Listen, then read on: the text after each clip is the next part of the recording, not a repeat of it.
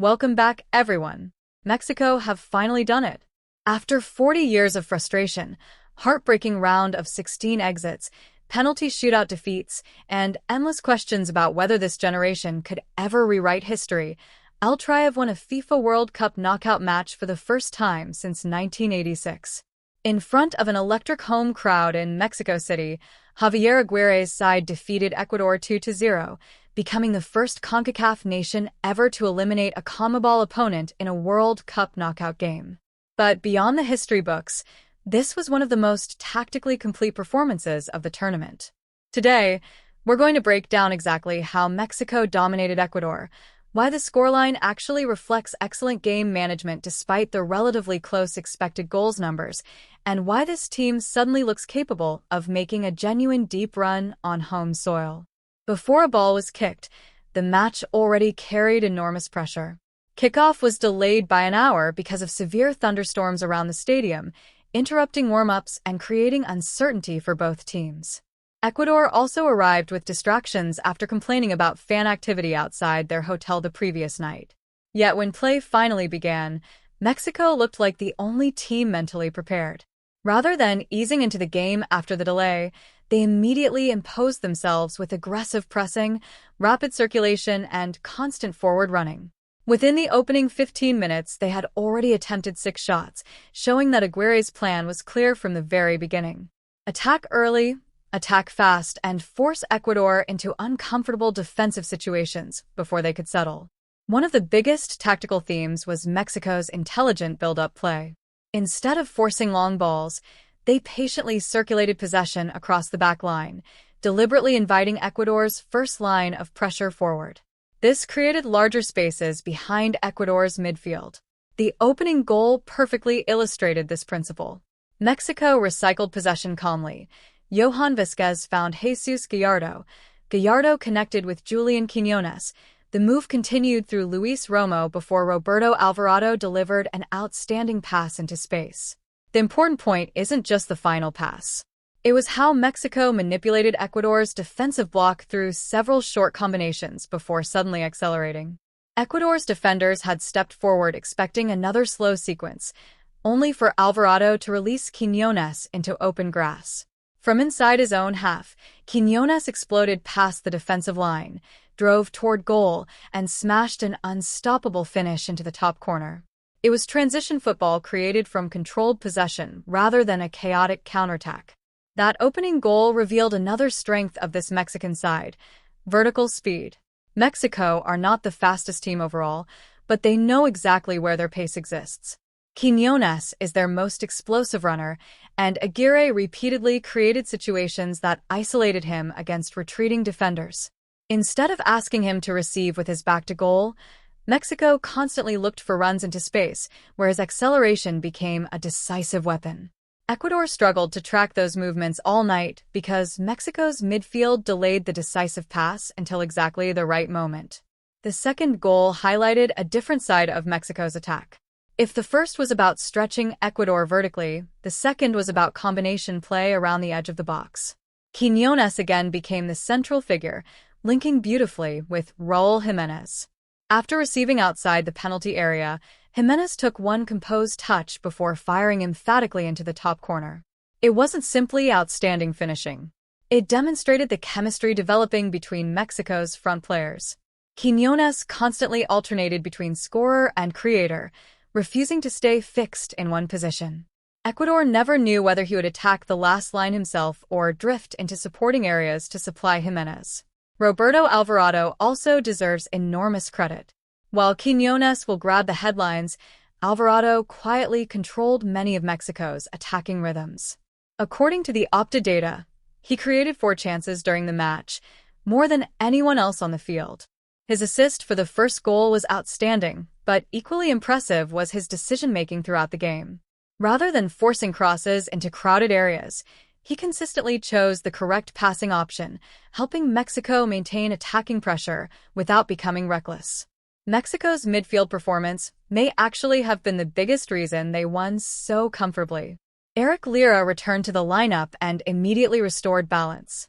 He constantly positioned himself to receive under pressure, recycled possession efficiently, and prevented Ecuador from building momentum through the middle. Alongside him, the midfield unit worked tirelessly both with and without the ball. They pressed aggressively when Ecuador tried to play forward, but they also knew exactly when to slow the tempo and protect the two-goal advantage. That maturity allowed Mexico to control large portions of the game without dominating possession through endless passing. Defensively, this may have been Mexico's most impressive display of the tournament. The expected goals numbers suggest a fairly competitive contest, with Mexico producing approximately 1.02 expected goals compared to Ecuador's 0.73. However, those numbers don't fully capture how secure Mexico looked. Ecuador rarely created sustained pressure or forced Mexico into desperate defending. After halftime, Ecuador failed to register a single shot on target. Mexico's defensive structure remained compact, disciplined, and remarkably organized throughout the second half. Central defenders Johan Vázquez and Cesar Montes deserve enormous praise. Rather than stepping out aggressively and leaving gaps behind them, they remained patient, won aerial duels consistently, and forced Ecuador into increasingly predictable attacks. Goalkeeper Raúl Rangel also contributed with calm positioning whenever Ecuador threatened. Instead of spectacular saves, his performance was defined by excellent decision-making, clean handling, and complete confidence under pressure. One fascinating tactical statistic illustrates just how solid Mexico have become. They have now kept clean sheets in each of their first 4 matches of the tournament. Since 1994, only Switzerland in 2006 had previously managed that feat. Even more remarkably, Mexico have not conceded a first-half goal in their last 15 World Cup matches, a streak surpassed only by England's run between 1982 and 1998. These numbers highlight a team that understands game management exceptionally well. Rather than chasing goals recklessly, Aguirre has built a side that first establishes defensive control before exploiting attacking opportunities. Another major storyline was the emergence of 17-year-old Gilberto Mora. At just 17 years and 259 days old, he became the youngest player to start a World Cup knockout match since Pelé in 1958. That comparison obviously refers only to age, not achievement, but Mora handled the occasion with extraordinary composure. He demanded possession, combined quickly in tight spaces, and never looked intimidated by the magnitude of the match. Early in the game, he nearly scored with a curling effort that narrowly missed the target. More importantly, he constantly made intelligent one-touch combinations that helped Mexico play through Ecuador's midfield. His movement between the lines offered another passing option whenever Ecuador attempted to close central spaces. Meanwhile, Julián Quiñones continues writing his own chapter in Mexican football history. With this performance, he became only the second Mexican player ever to score in 3 matches during a single World Cup, matching Luis Hernandez's achievement from 1998. He also equaled the national record for direct goal contributions in one World Cup with 4, registering 3 goals and 1 assist. Furthermore, he became only the second Mexican player to produce both a goal and an assist in a World Cup knockout match, joining Manuel Negretti from the iconic 1986 campaign. Those aren't just impressive statistics, they underline how central Quiñones has become to everything Mexico do in attack. For Ecuador, the tactical problems were difficult to solve. John Yeboah provided occasional danger and even struck the woodwork during the first half after cleverly beating Cesar Montes, but those moments remained isolated rather than sustained. Ecuador struggled to connect midfield with attack because Mexico's compact defensive block consistently blocked central passing lanes. Forced wide, Ecuador relied increasingly on crosses and hopeful deliveries, exactly the type of attacks Mexico's center-backs wanted to defend. Late in stoppage time, Ecuador's frustration boiled over when Piero Hincapié received a red card after a VAR review determined he had covered his mouth while confronting Mexico's Santiago Jiménez, an action prohibited under the tournament's disciplinary regulations. By that stage, however, the contest had long been decided. The dismissal simply reflected Ecuador's growing frustration against a team that had controlled virtually every tactical aspect of the match. Perhaps the biggest takeaway from this victory is that Mexico no longer looked like a team surviving on emotion alone. Yes, the home crowd was phenomenal. Yes, The atmosphere in Mexico City undoubtedly gave the players extra energy.